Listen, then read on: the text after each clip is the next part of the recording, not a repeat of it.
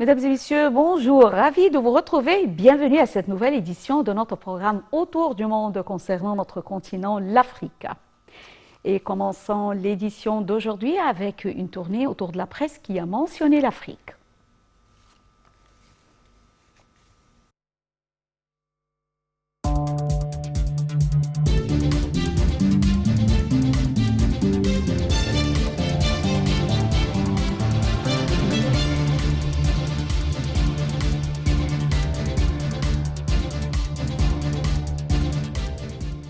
Et commençons par sis.gov.eg. L'Égypte a fait part vendredi dernier de ses sincères condoléances à la RDC, République démocratique du Congo, pour les victimes d'un accident de bus qui s'était renversé dans la province de Kwilu, dans l'ouest du pays, ayant fait également des blessés. L'Égypte, gouvernement et peuple expriment sa compassion pour les familles des victimes, souhaite aux blessés une prompte guérison et affirme soutenir la RDC dans cet accident douloureux, selon un communiqué du ministère des Affaires étrangères. Et enchaînons notre tournée de la presse avec la RFI où nous lisons « Les Béninois sont appelés aux urnes ce dimanche pour le premier tour d'une élection présidentielle déjà contestée. Seuls 3 candidats sont en lice, dont le président actuel, Patrice. De son côté, l'opposition a vu plusieurs de ses candidatures invalidées par l'électorale.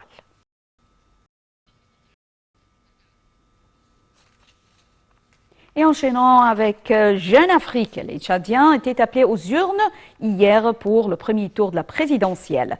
Idriss Déby Itno s'avance en grandissime favori, mais le scrutin ne manque malgré tout pas d'enjeu car ses partisans eux-mêmes l'affirment, la question de sa succession finira par se poser.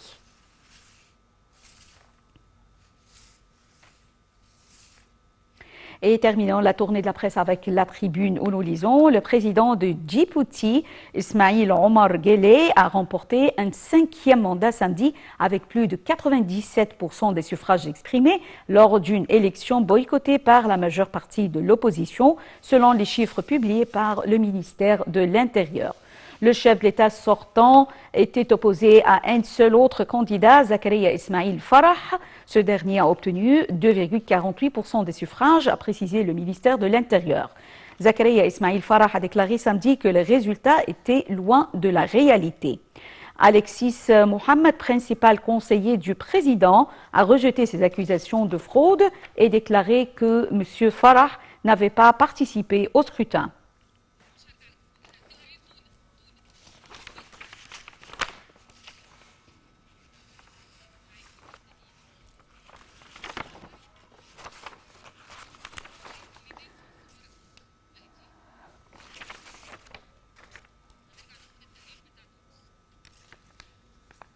Le président Abdel Fattah el-Sisi a fait ses adieux dimanche soir au président tunisien Kais Saïd au terme de sa visite au Caire. Cette visite entre dans le cadre de la dynamisation des relations entre les deux pays frères, le renforcement de la coopération bilatérale et l'impulsion du partenariat dans les divers domaines politiques, économiques, éducatifs et culturels. Le président tunisien a entamé vendredi dernier une visite officielle de 3 jours en Égypte à l'invitation du président Abdel Fattah el-Sisi. Dalia Karam nous donne plus de détails. Le président tunisien Kais Saïd a effectué une visite officielle en Égypte du 9 au 11 avril 2021 sur invitation du président Abdel Fattah el-Sisi. En visite de 3 jours, le président tunisien a été reçu à son arrivée vendredi 9 avril par le président el-Sisi à l'aéroport international du Caire. Par la suite, accompagné du ministre égyptien du Tourisme, il s'est rendu au musée national de la civilisation égyptienne récemment inauguré, à la mosquée Amr ibn al-As et à la citadelle de Saladin.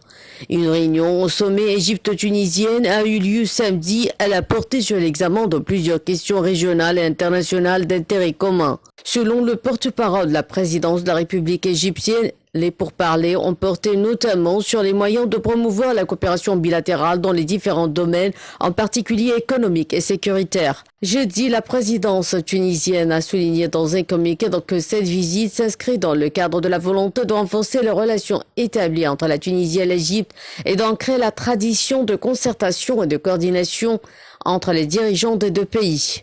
Elle a pour objectif aussi de mettre en œuvre de nouvelles visions à même de booster les échanges et de consolider la coopération privilégiée établie entre les deux pays de manière à répondre aux aspirations légitimes des deux peuples frères au progrès et à la prospérité.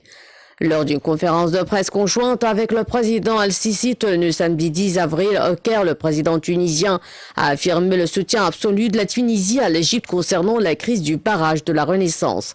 Kais Saïd a estimé que la question du barrage de la Renaissance est une question de sécurité nationale arabe, ajoutant que la sécurité nationale de l'Égypte relève de la sécurité de la Tunisie et que la position du Caire sera celle de Tunis.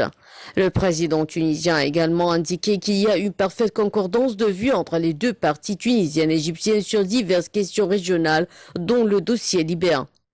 Par ailleurs, Kais Saïd a déclaré savoir discuter avec le président Sisi d'un certain nombre de questions, dont la nécessité d'immuniser nos sociétés contre l'extrémisme et les mouvements qui ne croient pas à l'État ni à la cohésion des sociétés et de faire face aux dangers qui ciblent les pays et les sociétés. Il a insisté sur la nécessité de concerter les efforts pour préserver les institutions des États et la cohésion des sociétés.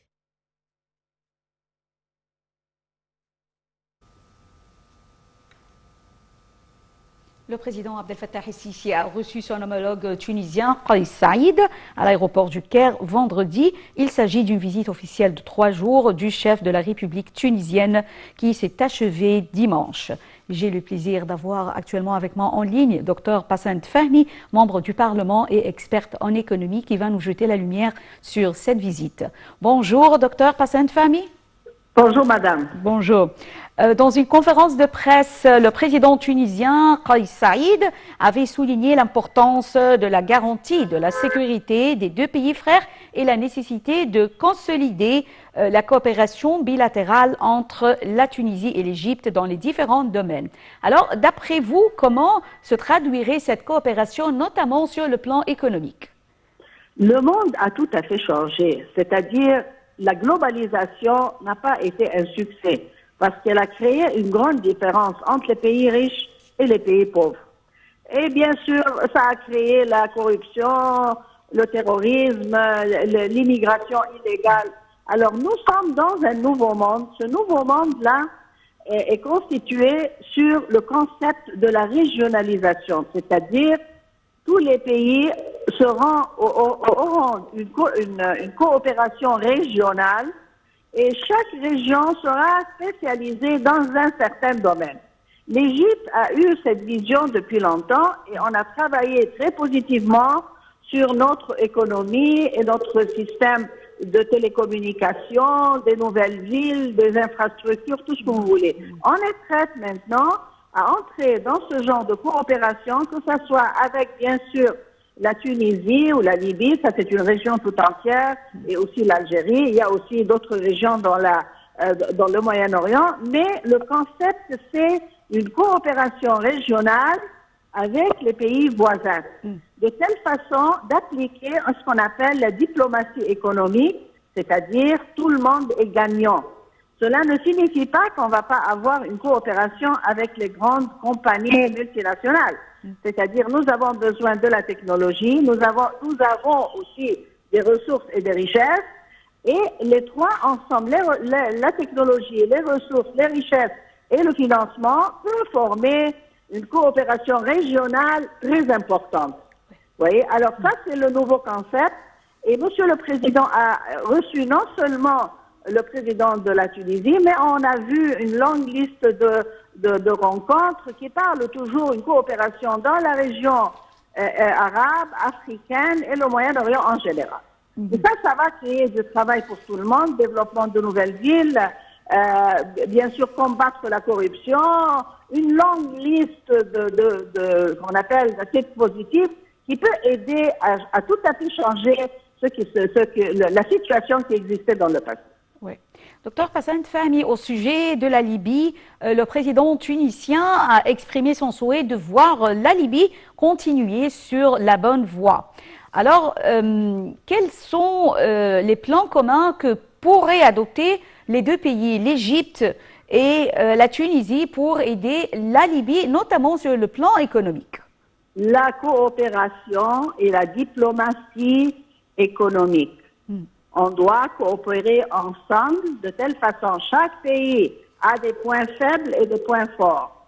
Une coopération ensemble, je répète, régionale, et aussi avec la participation des grandes compagnies multinationales et des grands pays, on peut développer la Libye, l'Algérie, la Tunisie, le Moyen-Orient, les pays africains, partout. Mais c'est un nouveau concept, ce n'est plus une globalisation, c'est une régionalisation et la coopération entre trois forces, la technologie d'un côté, les ressources et le financement. Et aussi, je répète ici, cela ne signifie pas qu'on ne va pas travailler avec les grands pays. Au contraire, ce sont ces pays-là qui ont la technologie qui peut nous aider à développer assez vite. Oui. Docteur Passant Fahmi, membre du Parlement et experte en économie, nous vous remercions infiniment pour ces explications. Merci madame, bonne journée. Merci à vous et bonne journée, pareillement. Et enchaînant cette édition avec la Banque mondiale et le Fonds monétaire international qui ont indiqué que le continent africain devra mobiliser 12 milliards de dollars pour les vaccins contre le coronavirus et leur distribution nécessaire pour immuniser la population. Dalia Karam nous donne plus de détails. La fin de la circulation du coronavirus en Afrique a un prix. Selon la Banque mondiale et le Fonds monétaire international, le continent devra mobiliser 12 milliards de dollars pour les vaccins contre le coronavirus et leur distribution nécessaire pour immuniser la population et interrompre la circulation du virus. Dans cette optique, les institutions de Bretton Woods plaident pour la prolongation du moratoire accordé par le G20 concernant le remboursement du service de la dette. Le continent comptait notamment sur les vaccins fournis gratuitement par l'ONU à travers l'initiative COVAX. Mais le projet bat de l'aile, l'Inde qui produisait les doses d'AstraZeneca irrelatives ayant décidé de donner la priorité à sa demande locale. L'Afrique a enregistré environ 4 millions de cas liés au coronavirus, dont 108 000 morts. Selon l'Organisation mondiale de la santé, 7 millions de doses de vaccins contre la pandémie ont été déjà administrées à la date du 18 mars sur le continent.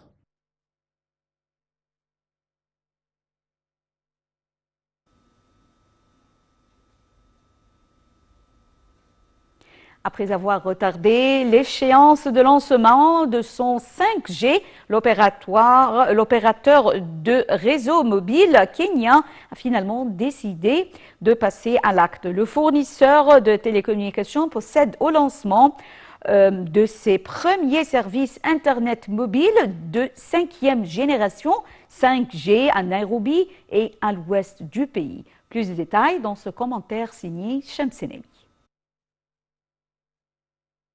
La 5G est disponible au Kenya. L'opérateur de téléphone mobile s'apprête à lancer cette ultra haut débit sur le marché un an après sa phase expérimentale. En cette période de coronavirus, l'initiative aidera notamment en matière de télétravail. En raison de la Covid-19, on a constaté que de nombreux clients souhaitent travailler à domicile, que des travailleurs commencent à faire de leur domicile leur bureau, de sorte que le travail ne soit plus un lieu, mais un espace. Avant la 5G, le leader de la téléphonie mobile a réussi la révolution de la monnaie électronique au Kenya. À travers son produit, le MPS a lancé en 2007 près de 44 millions de dollars de l'économie du pays passe par ce système. L'opérateur veut l'étendre au-delà des frontières kenyanes. Nous envisageons d'étendre M-Pesa au-delà du Kenya. Nous avons déjà exprimé notre intérêt pour l'Éthiopie et nous sommes en train de suivre ce processus. Nous espérons que si nous y rentrons, nous continuerons à accélérer la croissance. Plus globalement, on va chercher à établir des partenaires afin que M-Pesa devienne le partenaire de choix pour d'autres, notamment Visa et PayPal. On a signé de nombreux partenariats à travers le monde, c'est ce qu'a souligné le PDG de ce téléphone. Un nouveau défi donc pour cette compagnie qui avait, grâce au lancement de la 4G en 2015, a vu ses revenus data passer de 17,9 milliards de shillings kenyans à 40,6 milliards de shillings en 2020. Dans quelques instants, on va transmettre en direct une conférence de presse conjointe entre le ministre des Affaires étrangères, Sameh Shoukry, et son homologue russe, Sergueï Lavrov. La visite du chef de la diplomatie russe au Caire revêt d'une importance particulière, notamment à la lumière des dernières évolutions des dossiers régionaux. Merci pour votre fidélité à Nile TV. Très bonne journée. Au revoir et très joyeux Ramadan. Au revoir.